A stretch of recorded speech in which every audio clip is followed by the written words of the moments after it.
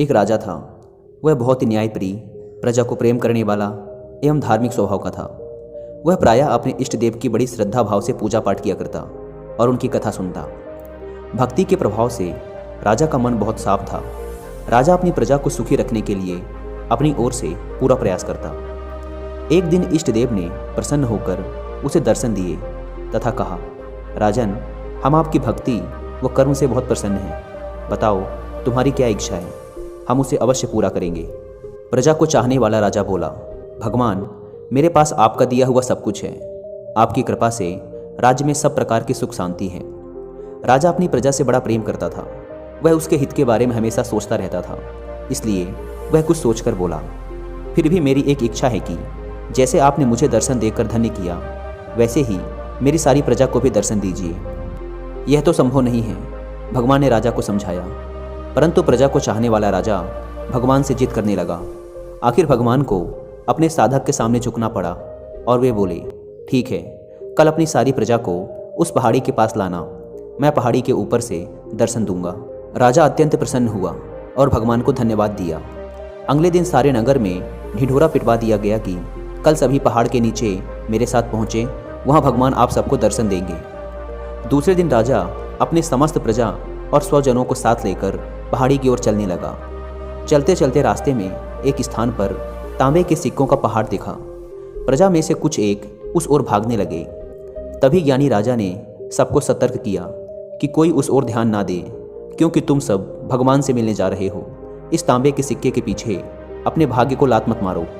परंतु लोभ लालच में बसीभूत कुछ एक प्रजा तांबे के सिक्कों वाली पहाड़ी की ओर भाग गई और सिक्कों की गठरी बनाकर अपने घर की ओर चलने लगे।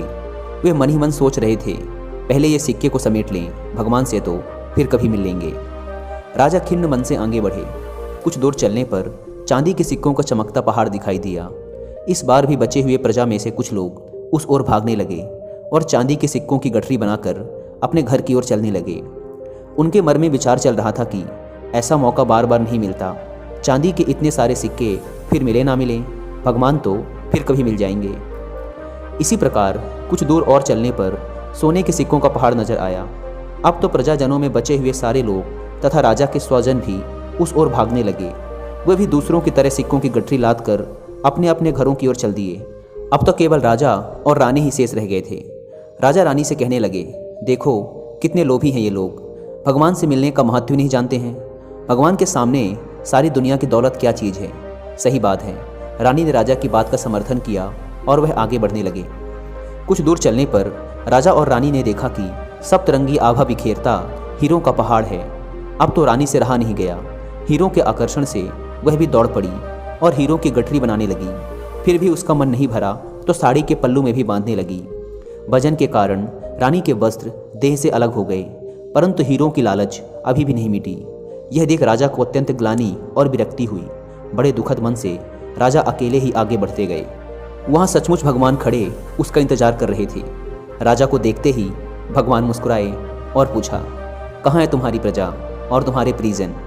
मैं तो कब से उनसे मिलने के लिए बेसब्री से उनका इंतजार कर रहा हूँ। राजा ने शर्म और आत्मग्लानि से अपना सिर झुका दिया। तब भगवान ने राजा को समझाया, राजन, जो लोग भौतिक सांसारिक प्राप्ति को मुझसे अधिक महत्व देते हैं, उन्हें कदाचित मेरी प्राप्ति नहीं होती और वह मेरे स्नेह तथा आशीर्वाद से भी हमेशा वंचित रह जाते हैं।